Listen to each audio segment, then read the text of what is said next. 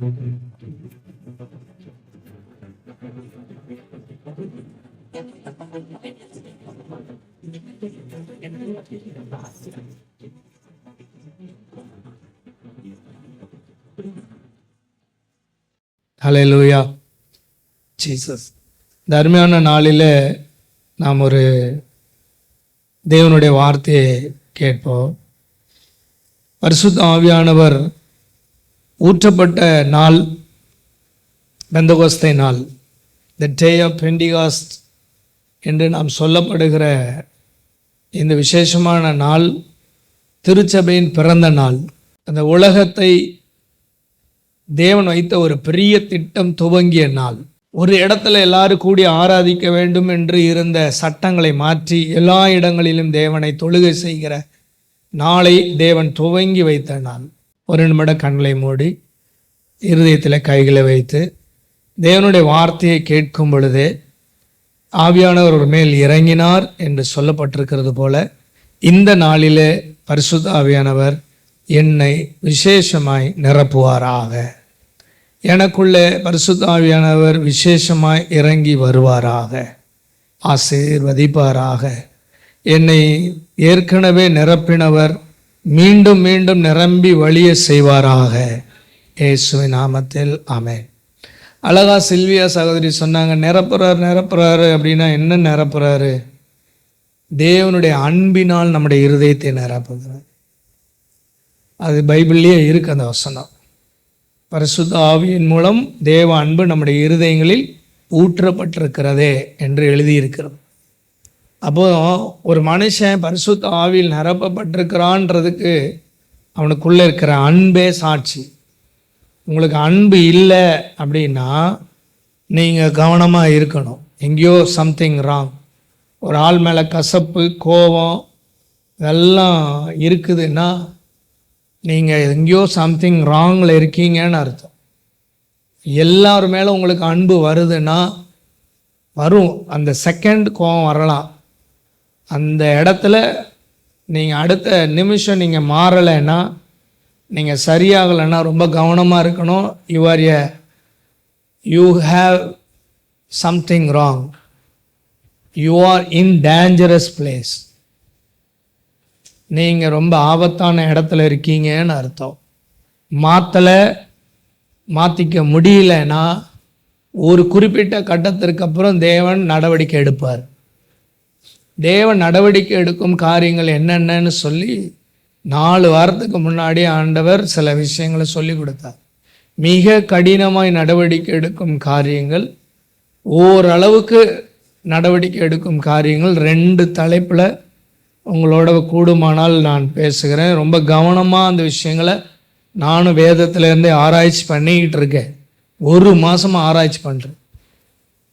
கொஞ்சம் கொஞ்சமாக தேவன் அந்த காரியங்களை வெளிப்படுத்தி தருகிறார். அதற்காக நான் ஆண்டவரை துதிக்கிறேன். பரிசுத்த ஆவியானவர் நமக்குள்ளே என்ன செய்கிறார், அவருடைய செயல்கள், கிரியைகள் என்ன, அதைத்தான் இன்னைக்கு பிரதானமாக நம்ம பார்க்க போகிறோம். இயேசு செய்ததை ஆவியானவர் செய்கிறாருன்னு நான் மொட்டையாக சொன்னேன். ஆனால் என்ன செய்கிறார் அப்படின்னு பார்த்தீங்கன்னா, ரொம்ப வேகமாக போகிறேன், ஏன்னா ஏகப்பட்ட விஷயங்கள் இருக்குது. மத்தேயு 1:18 இயற்கைக்கு அப்பாற்பட்ட காரியங்களை செய்கிறார். நீங்கள் வாசிக்க முடியாது, எழுதிக்கிடணும். ஒரு கன்னிகை கர்ப்பவதி ஆக முடியுமா? ஒரு ஆண் துணை இல்லாமல் ஒரு பெண் கர்ப்பவதி ஆவாளா? இப்போ குளோனிங் முறையில் ஆகலான்னு கண்டுபிடிச்சிருக்காங்க. ஆனால் பிறக்கிறது பெண் குழந்தையாக தான் பிறக்குமா. ஆண் துணை இல்லாமல் குளோனிங் முறையில் கண்டுபிடிக்கப்பட்ட செயற்கை முறையில் குழந்தையை பெற்றெடுத்தால் எந்த நபர் பெற்றெடுக்கிறா அவங்கள மாதிரியே அவங்க அந்த இதுலேயே ஃபீமேல்லையே தான் இருக்கும். ஆண் குழந்தை பிறக்காது.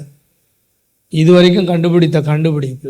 அப்படியானால் ஒரு ஆண் துணை இல்லாமல் ஒரு பெண் கர்ப்பவதி ஆகிறாள் அப்படிங்கிறது இயற்கைக்கு அப்பாற்பட்ட விஷயம்.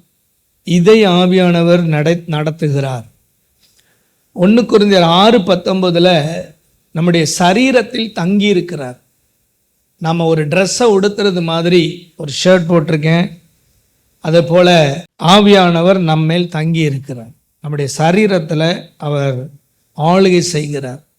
சில ஆட்கள் உடம்புல பிசாசுகள் தங்கி இருக்கும், பொல்லாத ஆவிகள் தங்கி இருக்கும். அது அவங்களுக்கே தெரியாது. அதை ஒரு இடத்துல நான் சொல்கிறேன், இது பொல்லாத ஆவியா இல்லை தேவ ஆவியான்னு கண்டுபிடிக்கிறதுக்கு பைபிளில் வசனம் இருக்குது. சிலருக்குள்ள பொல்லாத ஆவி தங்கி இருக்கும். அது கிறிஸ்தவர்களுக்குள்ளே தங்கியிருந்தால் அதை நம்ம ரொம்ப சீக்கிரம் ரிஸ்க் எடுத்து துரத்தக்கூடாது.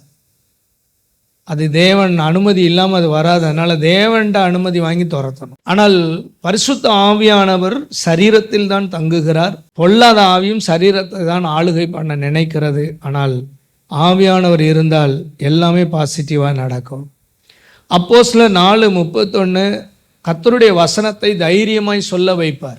ஆவியானவர் உள்ளே இருந்தால் தைரியமாக நீங்கள் அப்போஸ்தலர் 4:31 வசனத்தை கர்த்தருடைய வார்த்தை தைரியமாக சொல்ல வைப்பார். இன்னைக்கு நிறைய பேருக்கு வசனம் சொல்லவும் தெரியாது, வசனம் சொல்கிறத விடுங்க, வசனமே தெரியாது. இது நல்லா இருக்காது. இவங்க தெளிவில்லாத ஒரு முடிவுகளை நிறைய எடுப்பாங்க. வசனம் தெரியாதவங்க இஷ்டம் போல் வாழ்வாங்க. இது யார் என்ன சொன்னாலும் அதுதான் கரெக்டுன்னு நினைப்பாங்க. எவரும் எதையும் சொல்லிட்டு போகலாம், அவர்கள் எல்லாவற்றையும் எடுத்து உள்ள குப்பையை சேர்த்து வைப்பாங்க. வசனம் தெரிஞ்சவங்களுக்கு மட்டும்தான் இது சரி இது தப்புங்கிறத புரிந்து கொள்ள முடியும். ஆமேன்னு சொல்லுவோமா? தாவீது ஒரு ரொம்ப பெரிய ஆசையில், ரொம்ப வாஞ்சையில் தன்னுடைய ஆட்சி காலத்தில் தேவனுடைய உடன்படிக்கை பெட்டி எடுத்துகிட்டு வரணும் அப்படின்னு சொல்லி என்ன பண்ணிட்டார்னா, எடுத்துகிட்டு வரும்போது நல்ல புது வண்டி, ஓல்டு வண்டிலாம் இருக்கக்கூடாது, மாட்டு வண்டியில் புது வண்டியில் வச்சு அதை எடுத்துகிட்டு வரணும்னு எடுத்துகிட்டு வந்தார். புது வண்டியில் எடுத்துகிட்டு வர்றாரு. எல்லாமே புதுசாக இருக்கணும், பெஸ்ட்டாக இருக்கணும், நல்ல இருதயத்தோடு தான் செய்தார். அவர் இருதயம் மோசமான இருதயம் கிடையாது, நல்ல இருதயத்தோடு தான் அதை செய்தார். ஆனால் அந்த வண்டியில் ஒரு சாவு நடந்தது. ஊசா கையை நீட்டினா ஆண்டவர் கோவப்பட்டு அடிச்சிட்டார். இதில் நீங்கள் கவனிக்க வேண்டிய விஷயம், ஊசா மேலே தப்பா தாவீது மேலே தப்பா? தப்பு தாவீது மேலே தான். தேவனுடைய பெட்டியை வண்டியில் தூக்கிட்டு வர்றது பெலிஸ்தர்களுடைய முறை, மாட்டு வண்டியில் வச்சு தேவனுடைய பெட்டியை கொண்டு வர்றது பெலிஸ்தர்களுடைய முறை. பழைய ஏற்பாட்டில் பெட்டியை எப்படி தூக்கணும்னு தேவன் பிரமாணம் கொடுத்தார், வசனம் கொடுத்தார். எப்படி தூக்கணும்? உடன்படிக்கை பெட்டி எப்படி தூக்கணும்? யார் தூக்கணும்? எப்படி கொண்டு வரணும்? 40 வருஷம் தூக்கிட்டு வந்தாங்களே, மாட்டு வண்டியில் வச்சா கொண்டாந்தான். மாட்டு வண்டியில் வச்சு கொண்டு வர்றது பெலிஸ்தர்களுடைய முறை. அந்த முறையில் புது வண்டி செஞ்சா என்ன, நீ பழைய வண்டி செஞ்சா என்ன? தாவீது வசனத்தை போய் படிப்போ. மோசே நாட்களில் ஆண்டவர் சொல்றார், பெட்டியை யார் தூக்கணும், எப்படி தூக்கணும். நீ புது முறையை கொண்டாந்து ஏதாவது உல்டா பண்ணுறேன்னா இந்த வேலையெல்லாம் என்கிட்ட ஆகாது. தாவீது, உனக்கு வாஞ்ச இருக்கியா, ஆசை இருக்கு, உண்மைதான். ஆனால் நீ பண்ண முறை தப்பு. 2 கொழுந்து அந்த சங்கிலி அந்த வளையத்துக்குள்ள கம்பை விடு. அது எந்த மாதிரி கம்பை தான் விடணும், அந்த கம்பை விடு, தோல் மேலே தூக்கு. இதுதான் நான் கொடுத்த பிரமாணம். நீ ஒன்றும் பண்ண முடியாது. உன் இஷ்டத்துக்கு உடன்படிக்கை பெட்டியை நான் கொண்டு வரேன்னா பயந்துட்டான் தாவீது. ஐயோ, ஆண்டவர் இப்படி அடிக்கிறார, ஆண்டவர் ஆக்ஷன் எடுப்பாரா, அவர் என்ன சொன்னாரோ அதை செய். வசனம் தெரியாதவன் புதுசாக வியாக்கியானம் கொடுத்துட்டு கிடக்கக்கூடாது. வசனமே தெரியாத ஆட்கள் அப்புறம் எங்கே தைரியமா நீ சொல்லுவேன்? வசனம் தெரிஞ்சாதானே உனக்கு. வசனத்தை தெளிவாக படித்தா தான் தெரியும். தாவீது is a man of God, ஒரு தேவனுடைய மனுஷன்னு பைபிளில் 10 பேரில் அவனும் ஒரு ஆள். அப்படிப்பட்ட ஒரு தேவனுடைய மனுஷனுக்கு ஆண்டவர் மோசேக்கு சொன்ன பிரமாணம் தெரில, வண்டியில் வச்சு கொண்டு வரான். பெலிஸ்தர் முறையில் நீ என்ன ஃபாலோ பண்ண முடியாது. நீ அடுத்த புறஜாதி மனிதருடைய ஃபார்முலாவை உள்ளே கொண்டு வராத. புறஜாதிகள் வாழ்கிற மாதிரி நீ வாழாத. அந்த ஃபாலோ வச்சுக்கிட்டு கர்த்தர் இதை அனுமதிச்சார்னு சொல்லாத. கோவம் வந்தது ஆண்டவர். தப்பு ஊசா மேலே இல்லைங்க, முதல் தப்பு தாவீது மேலே தான். மாட்டு வண்டியில் கொண்டு வந்தால் ஆடத்தானே செய்யும் பெட்டி. மாடு மிரண்ட உடனே பெட்டி ஆடுது, பிடிச்சிட்டான். இதெல்லாம் நடக்கக்கூடாதுங்கிறதுக்காக தான் தோல் மேலே தூக்க சொன்னார். நான் என்ன பிரமாணம் கொடுத்துருக்கேனோ அதுபடி நீ வாழ். உன் இஷ்டத்துக்கு ஒரு பிரமாணத்தை போட்டுக்கிட்டு நீ ஒரு பிரமாணத்தின்படி வாழ்கிறதெல்லாம் நான் கோபப்படுகிற வரைக்கும் உனக்கு எல்லாமே சாதகமாக இருக்கும். கோபப்பட்டா நீ தாங்க மாட்டேன். அல்லேலூயா. சில விஷயத்தில் பொறுமையாக இருக்கிறார் ஆண்டவர். ஆனால் பட்டுன்னு கோபம் வந்ததுன்னா நீங்கள் காலி, முடிஞ்சது உங்கள் ஜாலி. அல்லேலூயா. கவனமாக இருக்கணும். ஆண்டவர் ஆராதிங்க, வசனத்தை கேளுங்க, மனம் திரும்புங்க, கீழ்ப்படிங்க, அறிவு தேவனுடைய அறிவு வளரட்டும். 1 கொரிந்தியர் 6:11 பரிசுத்த ஆவியானவர் நம்மை கழுவுகிறார், சுத்தம் பண்றார். ஒரு குழந்தைய கழுவுறது போல நம்மளை கழுவி எடுக்கிறார், சுத்தம் பண்றார், பரிசுத்தமாக்குகிறார், நீதிமான்களாக்குகிறார். முன்னாலாம் நீதிமானெல்லாம் மாற முடியாது. நீ கொஞ்சம் வாழை அவுத்து விட்டின்னா உன் கதை என்னன்றது தெரியும். நீ எப்படி வாழ முடியும் நீதிமானா அந்த உலகத்தில், பொல்லாத உலகத்தில்? அதனால் ஆவியானவர் உங்களை நீதிமானாக்குகிறார். உன்னால் முடியாது. இந்த வசனத்தை கேட்டுட்டு வீட்டுக்கு போவ, அல்லேலூயா தோத்திரம் நெஞ்சை நிமித்திக்கிட்டு போவ, வீட்டுக்குள்ளே பிசாசு காத்துக்கிட்டு நிற்கும் உன் நீதியை கெடுக்கிறதுக்குன்னு. வழியில் உன் நீதியை கெடுக்கிறதுக்குன்னு நிற்கும். ஆவியானவர் சொல்லுவார், கவனமாக இரு, நடத்துவார், நீதிமானாக்குவார். ஆமென் சொல்லுவோமா? ரோமர் 5:5 தேவ அன்பு நம்முடைய இருதயங்களில் ஊற்றுகிறவர் அவர். ஆவியானவர் வந்து உன் இருதயத்தை அன்பினால நிரப்பலை, நான் உன் இருதயம் கோவம், கசப்பு, எரிச்சல், ஆத்திரம், மூர்க்கம், பொறாமை, பெருமை, அசுத்தமான எல்லாருக்கும் உள்ள அவர் வந்து இருதயத்தை அன்பினால நிரப்புகிறார். அப்போ அன்பு உள்ளத்திற்குள்ளே ஊற்றுகிறவர். உங்களுக்கு யார் மேலே கோபம் இருக்கா? நீ ஆவியானவரால் நடத்தப்படலை. பிசாசு உன்னுடைய இருதயத்தை கரப்படுத்திக்கிட்டு இருக்க. ஆவியானவர் உள்ளே வந்த அன்பு வந்துடும். ஆவியானவருடைய ஓகே என்னன்னா, கோபக்காரர்களை அன்புடையவர்களாய் மாற்றுகிறார், எரிச்சல் உள்ளவர்களை சாந்தம் உள்ளவர்களாய் மாற்றுகிறார். அல்லேலூயா. வெளிப்படுத்தல் 3:6 சபைகளுக்கு சொல்லுகிறார். சபைகளில் என்ன மாதிரின்னு சொல்லிக்கிட்டே இருக்கிறார்.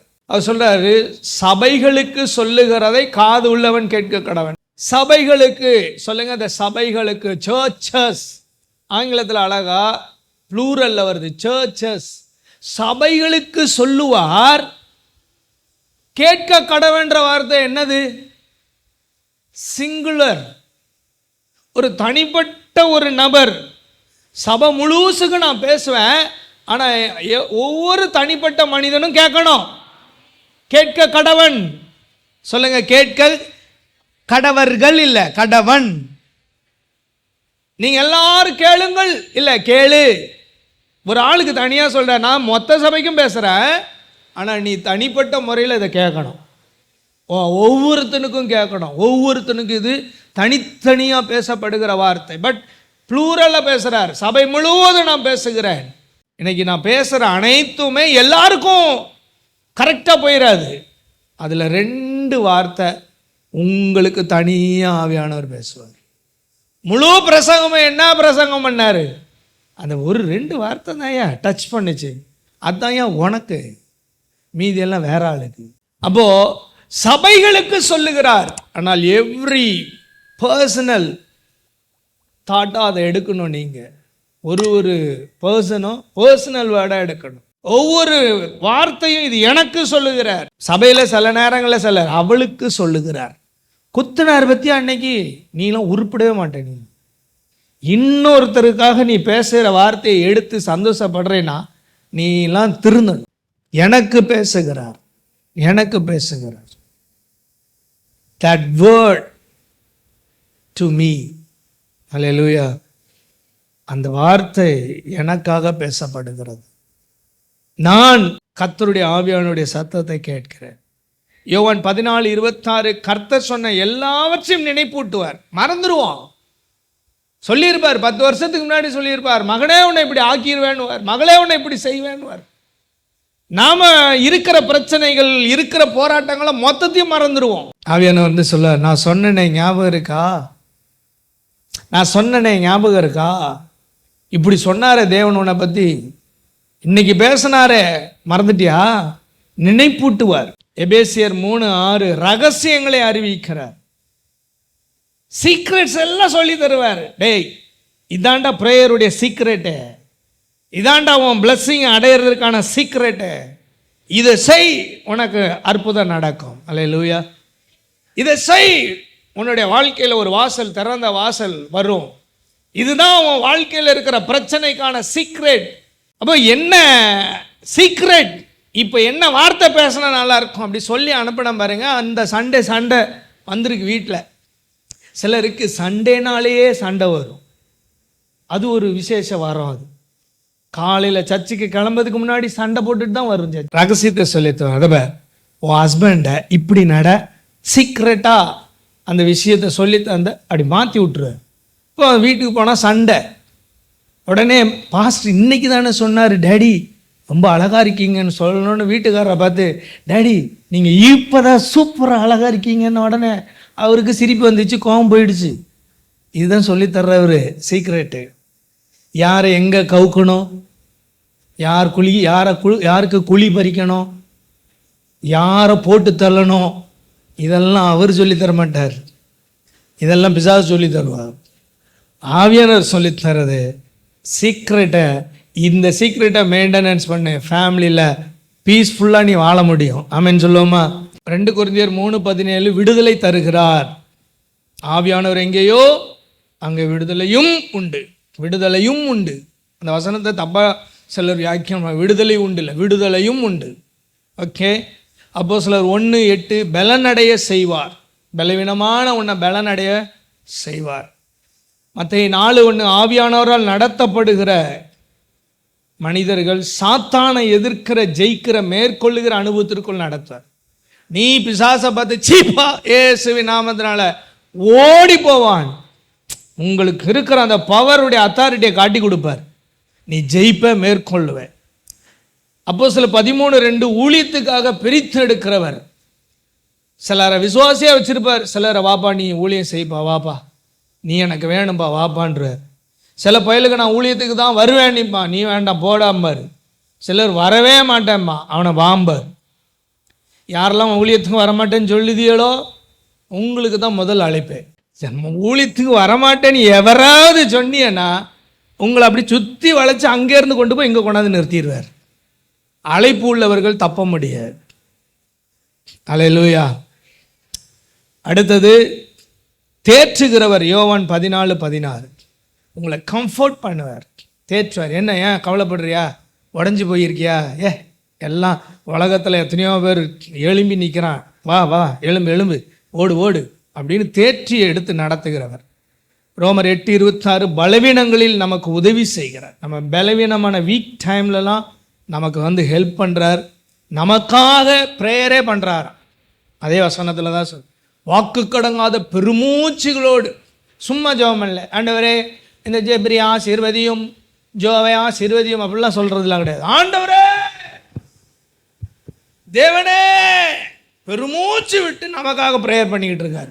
அப்போஸ்தலர் 11:28 அவர் அறிவிக்கிறவர், அதை அப்படியே நடக்கும் அப்படிங்கிறத பார்க்க முடியும். அறிவிக்கிறவர், நடக்க போகிறதை அறிவிக்கிறவர். உன் வாழ்க்கையில் இதெல்லாம் நடக்க போகுது அப்படின்னு ஆவியானவர் அறிவிக்கிறவர். மத்தேயு 10:20 நமக்குள்ள இருந்து நாம் என்ன பேசணுமோ அதை பேச வைப்பார். சில நேரங்களில் சில பிசாசுகளுக்கு இடம் கொடுத்து பிசாசு என்ன பேச வைக்கிறானோ அதை பேசிட்டு கிடப்பாங்க. நீ நாசமாக போவ, நீ விளங்காம, நீ அப்படி இப்படி கெட்ட வார்த்தையா பேசு. விசுவாசி சாசு உள்ள இருந்து தூண்டிக்கிட்டு இருக்குது, நீ பேசிக்கிட்டே இருக்க. ஆவியானவர் பேசுகிற ஒரு நபராக நீங்கள் இருக்கணும். ஆவியானவர் நமக்குள்ள இருந்து நம்மளை பேச வைப்பார். இதை பேசு, இதை பேசாது, இப்போ வாயை மூடு, இப்போ தொற, பேச வைக்கிறவர். சொல்லுங்க, பேச வைக்கிறவர். அப்போஸ்தலர் 7:55 இயேசுவை காண செய்வார். இயேசுவை காண செய்வார். ஆவில நிரம்பி அந்த ஸ்தேவான் இயேசுவை கண்டான்னு பைபிளில் இருக்கு. ஆவில நிரம்பும் பொழுது இயேசுவை காண்கிற. எத்தனை பேர் இயேசுவை பார்த்துருக்கீங்க? நான் பார்க்கல பாஸ்டர். நான் 11 வயசு இருக்கும், இல்லை 12 வயசு இருக்கும். இயேசுவை தரிசனமாய் கர்த்தர் எனக்கு காண்பித்தார். அந்த வயசில் எனக்கு புரியலை.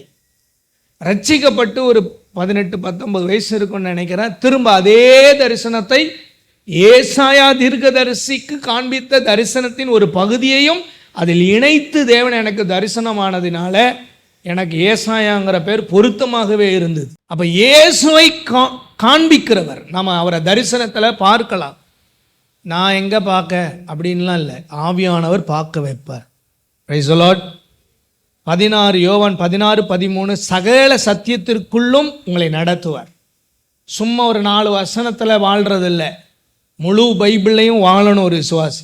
முழு சத்தியத்திற்குள்ளும் நடக்கணும்.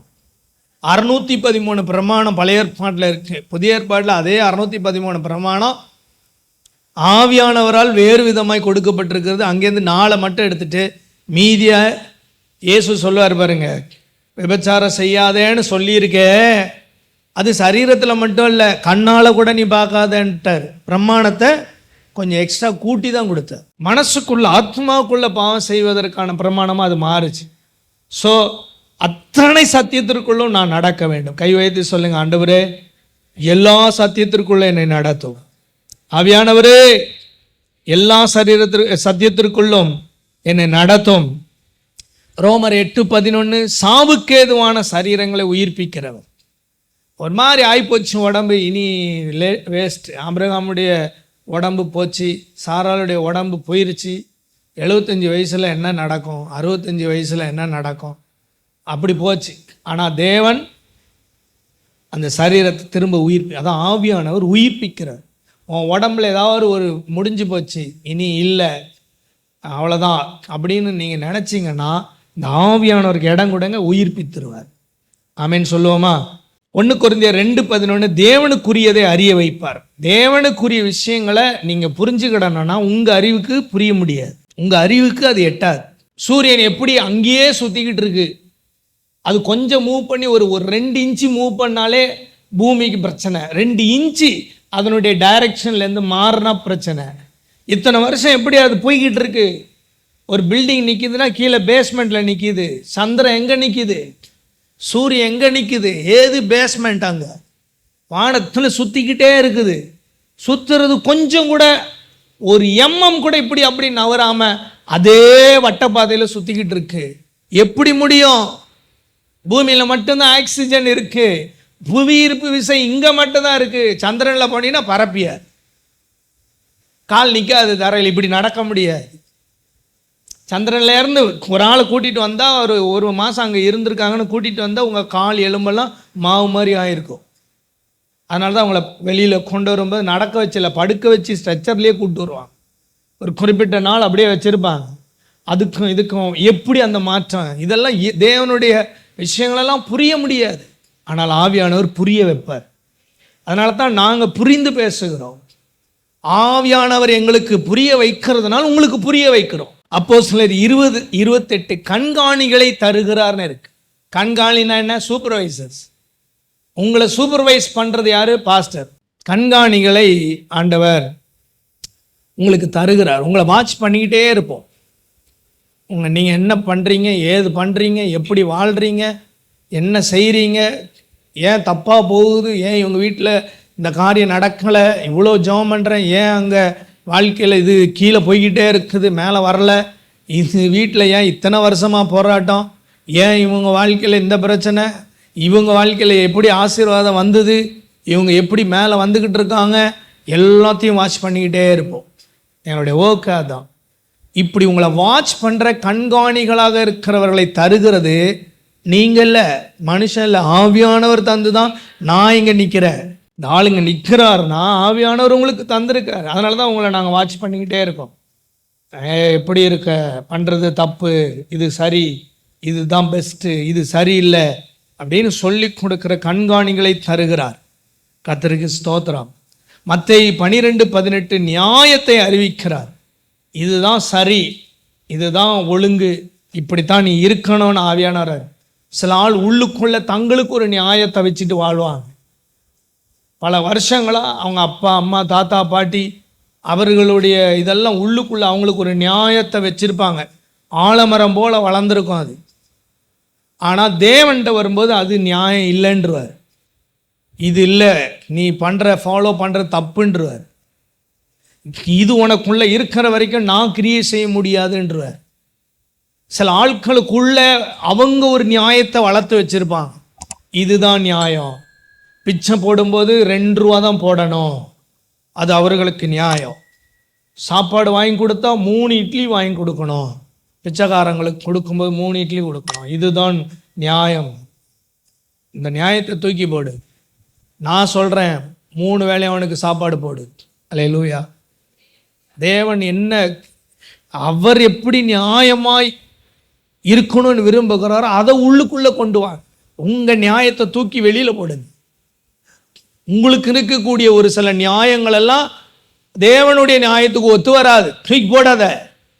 தேவனே உம்முடைய நியாயத்தை எனக்குள் வை. அப்போ எது நியாயம்னு அவர் அறிவிப்பார். ஆமென் சொல்லுவோமா? நியாயமாய் நடக்கிறதை ஆவியானவர் சொல்லி தருவார். ஹல்லேலூயா. சரி, அப்போஸ்தலர் 16:7 ஆவியானவர் போக ஒட்டாது இருந்தார். தடை பண்ணுறார். அங்கே போகாத, அந்த வீட்டுக்கு போகாத, இந்த ஆள்கிட்ட பேசாத, இந்த ஆளை கொஞ்சம் விலகிரு, இந்த பொம்பளை சரியில்லை, இந்த ஆம்பளை பையன் சரியில்லை, இந்த இந்த இந்த பர்சன் ராங் பர்சன் கிட்ட போகாத. மத்தேயு 12:28 நம்மை கொண்டு பிசாசுகளை துரத்துகிறார். நீங்கள் யாரு? பாஸ்டரா, அப்போஸ்தலரா? உங்களை கொண்டு பிசாசு துரத்துவார். பைபிள் எப்படி சொல்லியிருக்கு? உங்கள் பிள்ளைகள், ஆமாம், உங்கள் பிள்ளைகள் பிசாசுகளை துரத்துவார்கள். இருக்கா இல்லையா வசனம்? பிசாசு துரத்துறதுக்கும் ஒரு ட்ரைனிங்லாம் ஒன்றும் கிடையாது. இயேசு நாமத்தில் போ. நான் போக மாட்டேன், அப்போ நான் போகிறேன். விடு, நீ போலியா, நான் போகிறேன் போ. ஏதுக்கு உங்கள்கிட்ட போராடிக்கிட்டு இருப்பானே? எங்கள் பாட்டி விசுவாசிங்க, சாதாரண விசுவாசிங்க, படிப்பறிவு இல்லாது, ஸ்கூலுக்கு மிஞ்சி போனால் 2வது போச்சான்னு கூட தெரில, ஆனால் பைபிள்லாம் படிக்கும். அது பிசாசு துரத்திருக்கேன், நான் பார்த்துருக்கேன். அது கொடுத்தன இருந்த வீட்டில் ஒரு லேடிக்கு பிசாசு பிடிச்சி போச்சு. அதை போய் துரத்துன்னு ஒரு நாளும் தலையில் பைபிளை வச்சு துரத்தி அந்நிய பாஷையில் நல்ல ஜெபம் பண்ணி துரத்தி விட்டுச்சு. கல்யாணமே ஆகாமல் இருந்த அந்த பொண்ணுக்கு பேய் போனதுக்கப்புறம் கல்யாணம் ஆயிடுச்சு. சார், கடைசியாக லூக்கா 1:67 தீர்க்க தரிசனம் உரைக்க வைக்கிறார். சரியா? நான் நடுவில் சிலதெல்லாம் விட்டுட்டேன். ஆவியானவர் நமக்குள்ளே இருந்தால் ரொம்ப கவனமாக இருக்க வேண்டிய விஷயங்கள் என்ன? பைபிளில் மன்னிக்கப்படாத ஒரே ஒரு பாவம் இருக்குது. எல்லா பாவமும் மன்னிக்கப்பட்டுருங்க, எந்த பாவம் மன்னிக்கப்பட்டு, ஒரு பாவம் மட்டும் மன்னிக்கப்படாது. இயேசு தான் இதை சொன்னார்.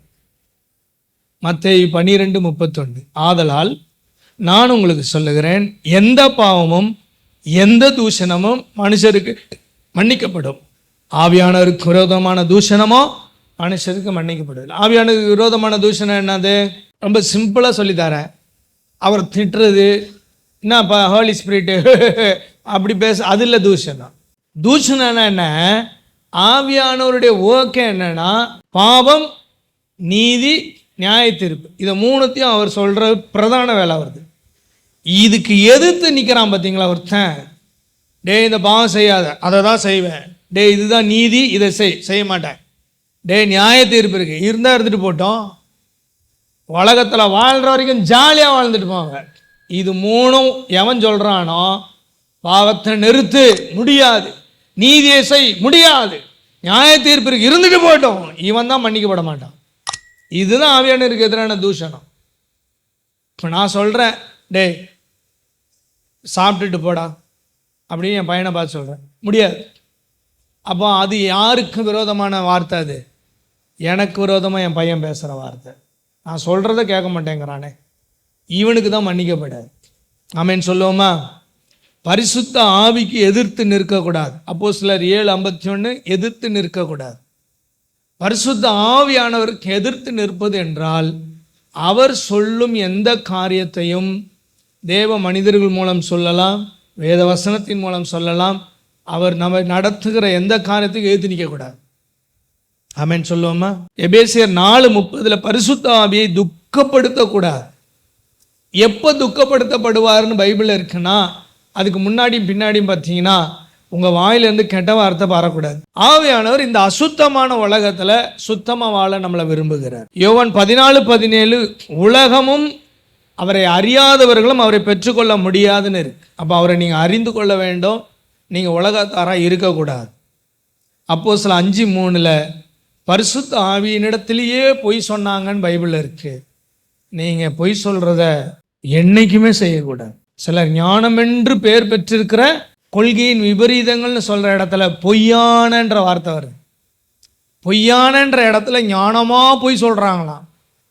சிலர் ரொம்ப ஞானமாக சொல்லுவாங்க. அதனால் கடைசி ஒரு பாயிண்ட் முதல்ல சொன்ன ஞாபகம் இருக்கா? ஆவியானவர் பொல்லாத ஆவி, ரெண்டுத்துக்கும் அடையாளம் காட்டி கொடுப்பேன்னு சொன்னேன்னா ஃபஸ்ட்டு சொன்னேன்னா, ஒருத்தனுக்குள்ள ஆவியானவர் இருக்காரா பொல்லாத ஆவி இருக்குதான்னு எப்படி கண்டுபிடிப்பீங்கன்னு நான் சொல்லி கடைசியில் சொல்லுவேன்னு சொன்னேன்னா ஆசைங்க. 1 யோவான் எடுத்துங்க, 4ஆம் அதிகாரம் 2ஆம் வசனம் 3ஆம் வசனம் ரெண்டுத்தையும் எடுத்துங்க. அவேர்னஸான வேர்டு இது, ரொம்ப நமக்கு புரிய வைக்கிற. தேவ ஆவியை நீங்கள் எதினாலே அறியலாம் என்றால், மாம்சத்தில் வந்த இயேசு கிறிஸ்துவை அறிக்கை பண்ணுகிற எந்த ஆவியும் தேவனால் உண்டாயிருக்கிறது. மாம்சத்தில் வந்த இயேசு கிறிஸ்துவை அறிக்கை பண்ணாத எந்த ஆவியும் தேவனால் உண்டானது அல்ல. வருமென்று நீங்கள் கேள்விப்பட்ட அந்தி கிறிஸ்துவனுடைய ஆவி அதுவே, அது இப்பொழுதும் உலகத்தில் இருக்கிறது. எனக்குள்ள ஆவியானவர் இருக்கிறாரு, நான் தேவ ஆவியானால் நடத்தப்படுகிறேன்னு சொன்னா என்ன மாதிரி நான் பேசுவேன். எனக்குள்ள தேவ ஆவியானவர் இல்லை, அந்தி கிறிஸ்துவின் ஆவி இருக்குதுன்னா நான் என்ன பேசுவேன் அப்படின்னு இந்த வசனம் சொல்லுது. எனக்குள்ள ஆவியானவர் இருந்தால் கர்த்தராகிய இயேசுவை அறிக்கை பண்ணி கொண்டே இருப்பேன். இயேசுதாயா மெய்யான தெய்வம், இயேசுதாயா ரட்சகர், இயேசுதாயா என்னை இப்படி நிப்பாட்டி வச்சார், இயேசுதாயா என்னை உயர்த்தினார், இயேசு கிறிஸ்துதாயா என் பாவத்தை மன்னித்தார், இயேசுதாயா எனக்கு விடுதலை கொடுத்தார், இயேசு கிறிஸ்துவால் அல்லாமல் எனக்கு ரட்சிப்பு இல்லை, இயேசு தான் என் குடும்பத்தை உயர்த்தி வச்சிருக்கார், இயேசு தான் என்னை ஆசீர்வதித்தார், இயேசு தான் எனக்கு நோயை சுகமாக்கினார், இயேசு தான் எனக்கு எல்லா விடுதலையும் கொடுத்தார் அப்படின்னு சொல்றவன் கர்த்தருடைய ஆவியால் நடத்தப்படுகிறான். வாரம் முழுசும் இயேசுங்கிற வார்த்தை உன் வாயில வரலன்னா, ஒவ்வொரு நாளும் இயேசுங்கிற வார்த்தை உன் வாயில வரலன்னா, பி கேர்ஃபுல், கவனமாயிரு, ஜாக்கிரதையாயிரு. உனக்குள்ள அந்தி கிறிஸ்துவினுடைய ஆவி கிரியை செய்கிறது. நான் சொல்லலை, பைபிள் சொல்லுது.